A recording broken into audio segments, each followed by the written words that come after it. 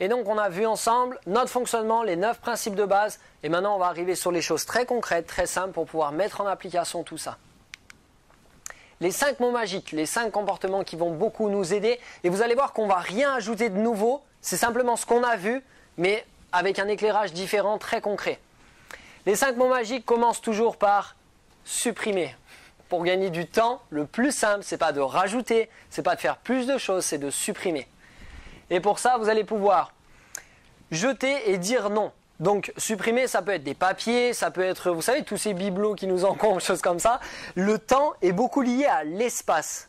D'accord ? C'est-à-dire que dans votre espace, si c'est un endroit dans lequel vous vivez, où vous travaillez, qu'il y a plein de trucs, ça fait un peu le même effet que quand on a une vie trop remplie. Vous savez, le fait de jeter des choses, de faire de la place, ça va nous aider à y voir plus clair et ça va nous aider aussi à souvent mieux être organisé et avoir des environnements plus agréables.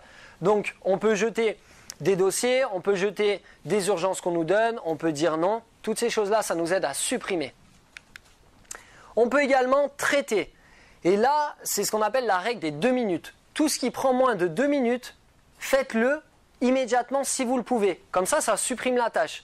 Vous avez un mail ou un SMS à répondre, vous le faites tout de suite, vous n'y pensez plus, ça supprime. Ça, moi j'ai tendance souvent à regrouper les tâches de moins de 2 minutes pour en faire 5 ou 6 d'affilée. Ça vous prend juste une dizaine, une quinzaine de minutes. Mais vous savez, si c'est noté sur votre feuille, ça vous donne un sentiment d'efficacité qui est redoutable. Quand en 10 minutes vous arrivez à surligner, moi je surligne avec des couleurs ce que j'ai fait, ou à barrer sur votre liste, là vous dites waouh, là je démarre bien. Et donc ça peut être quelque chose que vous regroupez, vous traitez toutes les petites choses, vous le faites tac tac tac tac tac, ça vous met en route et après ça peut vous permettre de supprimer tout ça, de faire de la place. Ensuite vous pouvez également déléguer. Je travaillais avec une professionnelle qui était du coup entrepreneuse et qui devait aller dans ses gros cailloux, aller obtenir de nouveaux contrats, faire de la prospection, choses comme ça. Et je lui dis ok, donc quand est-ce que tu démarres? Elle me dit je peux pas le faire la semaine prochaine parce qu'il faut que je fasse la peinture chez moi. Je dis ah ouais, il faut que tu fasses la peinture chez moi, chez toi, pardon, chez toi. Ça aurait pu. Elle me dit ouais parce que du coup je veux vendre la maison et donc il faut que je repeigne, voilà. Je dis ok, mais du coup t'arrives, tu t'en sors bien. Elle dit non, jamais fait, du coup ça me prend plein de temps, puis du coup j'ai dû aller acheter le matériel, choses comme ça. Je dis mais tu pourrais pas déléguer ça à quelqu'un qui le ferait peut-être en 1 ou 2 jours, et du coup ça te permettrait de te libérer du temps. Elle me dit ouais, j'y avais pas pensé. Mais pour le coup déléguer, ça peut être aussi donner ce qu'on a à faire à des personnes qui sont plus compétentes que nous dans un domaine. Et par exemple, moi je suis nul en informatique. Pour autant, il faut que je gère le site internet, toutes ces choses-là. Mais dès que je m'y mets, j'y passe des heures et des heures. Alors qu'il y a des gens qui sont passionnés de ça, qui sont très bons et qui vont faire ces choses-là beaucoup plus rapidement que moi. D'accord ? Donc c'est une très bonne idée d'aller déléguer aussi sur les tâches qui nous prennent du temps et sur lesquelles finalement on n'est pas super efficace. S'il y a d'autres personnes qui peuvent également le faire et être efficaces là-dessus. Donc déléguer. Ensuite, vous pouvez planifier. Tout ce qui prend plus de 2 minutes pour fermer les dossiers, il va falloir à un moment donné le planifier et dire je le ferai à ce moment-là. Maintenant, je ferme le dossier et c'est fini. Je sais que ça sera réouvert au bon moment. Et vous pouvez, une fois que vous avez fait tout ça, ranger et classer. C'est aussi supprimer de votre champ de vision. Si vous avez vos dossiers, vous dites ça je le ferai la semaine prochaine, et que vous laissez votre dossier traîner sur le bureau, pour le coup c'est pas une super stratégie. Le mieux c'est de le prendre, le mettre dans une pochette et le mettre à un endroit où vous le voyez plus et vous savez qu'il est là et vous pourrez aller le rechercher au moment où vous en avez besoin. D'accord ? Donc le fait de ranger, classer, c'est aussi quelque chose qui nous aide beaucoup. Je vous amènerai la semaine prochaine l'atelier, tout mon matériel de rangement, je vous montrerai un peu les outils, même pas les machines, mais ce que j'utilise pour ranger, pour traiter. Il y a vraiment des petits outils qui font gagner beaucoup de temps et qui permettent de s'organiser très très facilement. Première étape, supprimer pour gagner du temps. Donc prenez l'habitude de supprimer toutes les choses qui ne sont pas importantes de votre vie. Supprimez les tâches pas importantes, les activités pas importantes, les relations pas importantes, vous voyez ce que je veux dire. Mais voilà, faites de la place, les objets pas importants. Ensuite, quand vous avez bien supprimé ce qui vous reste, l'idée c'est de le simplifier. D'accord ? C'est que ça ne soit pas trop complexe. Pour simplifier, vous pouvez à nouveau supprimer. Le meilleur moyen de simplifier, c'est de supprimer. Ensuite, ce qui vous reste, vous pouvez le réduire, le limiter. Vous devez aller à une réunion, par exemple, mais elle dure 3 heures. Vous pouvez très bien dire, bon bah ok, je viens, mais par contre je peux rester que 2 heures. Déjà vous réduisez. Peut-être que vous pouvez aussi dire, ah ben cette réunion-là, je vais pouvoir assister qu'au premier quart d'heure et je vais simplement amener moi les éléments que j'ai besoin d'apporter, choses comme ça. Ou vous pouvez aussi dire, pour réduire encore plus, je vais plutôt faire un rendez-vous. Au revoir. Je vais plutôt... je viendrai pas à la réunion, mais par contre après on peut se faire un rendez-vous pour débriefer. Ou je viens pas à la réunion, après on pourra se téléphoner. Ou je viens pas à la réunion, mais faites-moi un compte rendu par mail. Et tout d'un coup, on peut limiter, réduire tout un tas de choses. Ensuite, vous pouvez rendre accessible, c'est-à-dire par étapes.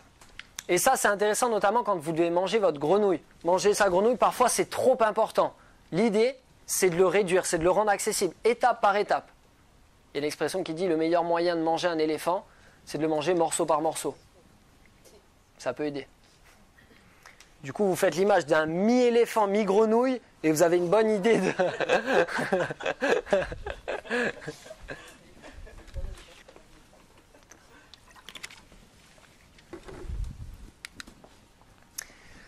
Une fois que vous avez fait ça, vous pouvez rendre agréable votre environnement de travail, rendre agréable les tâches que vous allez faire. Par exemple, moi, je sais que j'aime bien faire la vaisselle le matin et mettre de la musique. Mais du coup, le soir, pas trop. Du coup, il y a des discussions de couple. Mais l'idée, c'est vraiment de rendre agréable aussi ce que vous faites. Donc du coup, je préfère regrouper, tout faire le matin avec la musique. Et pour moi, c'est agréable et ça me permet de simplifier ce que j'ai à faire. Ça, c'est par exemple une de mes stratégies. Et vous pouvez également être monotâche. Alors mesdames, je suis désolé, je sais que vous êtes capables de faire tout un tas de choses en même temps que les hommes ne sont pas capables de faire. Pour autant, il paraîtrait que le cerveau est masculin parce que le cerveau est beaucoup plus efficace quand il est monotâche que multitâche. Quand il a plusieurs dossiers ouverts et qu'il fait plusieurs choses à la fois, c'est plus compliqué pour lui d'être complètement attentif et d'être complètement efficace. Et donc, être monotâche, ça permet aussi de simplifier. C'est-à-dire, je fais ça pour l'instant et ça, je le ferai après. Troisième mot magique, c'est le fait de regrouper. Regrouper au même endroit, regrouper au même moment pour pouvoir faire les choses au même instant, au même endroit. Donc, première étape, c'est collecter, rassembler. Ça peut être vos dossiers, ça peut être les tâches que vous avez à faire. C'est les rassembler, ce que je vous disais, au même moment, au même endroit. Ensuite, vous pouvez ranger, que ça soit organisé et classé.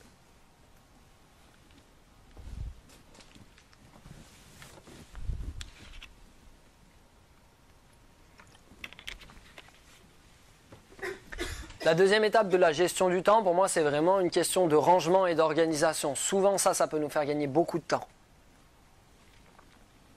On s'aperçoit, par exemple, il y a ce qu'on appelle la règle des 20 secondes.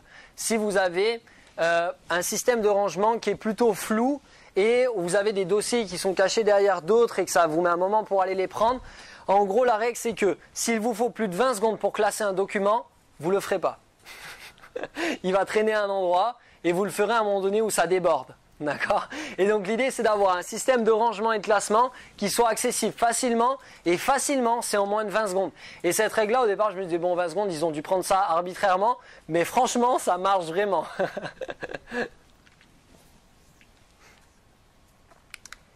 Quatrième mot magique, c'est le fait d'automatiser. Automatiser, c'est, au lieu d'en faire une tâche, en faire une habitude, quelque chose que vous allez faire régulièrement. Notamment. La première étape, pour pouvoir automatiser, c'est de planifier. C'est de dire, ok, je le ferai à tel moment. Ensuite, c'est de créer des routines. Par exemple, se brosser les dents, on fait souvent la même chose. Notre brosse à dents est rangée au même endroit. Normalement, le dentifrice au même endroit. C'est proche d'un point d'eau, ça met moins de 20 secondes à ranger, choses comme ça. C'est très logique, c'est une routine. L'idée, c'est que vous pouvez créer des routines, des rituels, aussi en partant des routines existantes. Par exemple, vous dites, je me brosse les dents et juste après avoir fini, je prends 3 minutes pour planifier ma journée.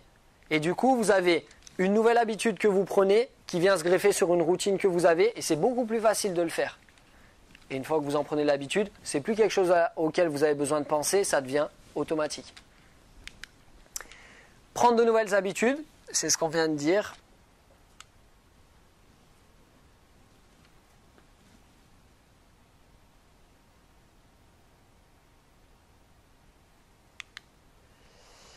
Et vérifiez votre système. Si vous avez un système qui fonctionne de manière automatique, c'est bien, mais s'il ne vous amène pas à votre objectif, bah en fait c'est nul.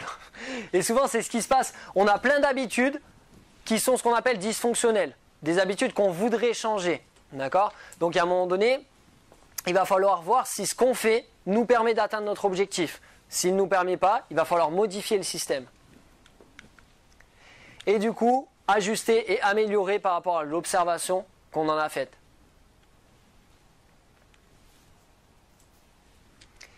Ces 4 mots magiques-là, supprimer, simplifier, regrouper, automatiser, vont nous permettre de pouvoir profiter.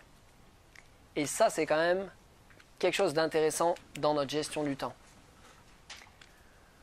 Pour profiter, vous pouvez apprécier l'instant présent quand vous avez fermé tous vos dossiers, quand vous savez que vous avez un système qui est fiable et que vous allez pouvoir faire ce qui est important pour vous. Tout d'un coup, c'est plus facile d'être disponible aux situations, aux personnes et à ce que vous êtes en train de vivre.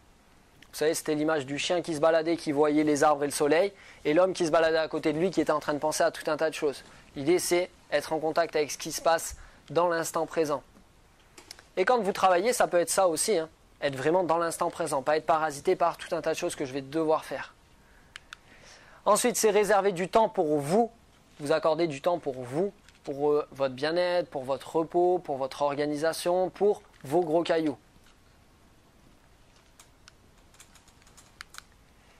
Et vous accorder des récompenses. L'idée, c'est pas tout le temps d'être dans exécuter, exécuter, exécuter, parce qu'on n'est pas des machines. On fonctionne aussi beaucoup avec nos émotions. Et si on n'est que dans l'exécution et qu'on utilise notre volonté pour faire des choses qui nous mettent dans l'inconfort et qu'on utilise tous ces outils-là pour réorienter, il va falloir à un moment donné aussi qu'on se sente bien avec ça. Et s'offrir des récompenses quand on a fait des choses qui étaient importantes, même quand on n'en a pas fait, c'est vraiment quelque chose qui va nous permettre de devenir copains avec nous-mêmes et du coup d'être beaucoup plus efficaces. Voilà nos 5 mots magiques. Et donc, comme vous l'avez vu, on n'a pas découvert de nouvelles choses, mais simplement ça nous donne des pistes concrètes à mettre en application.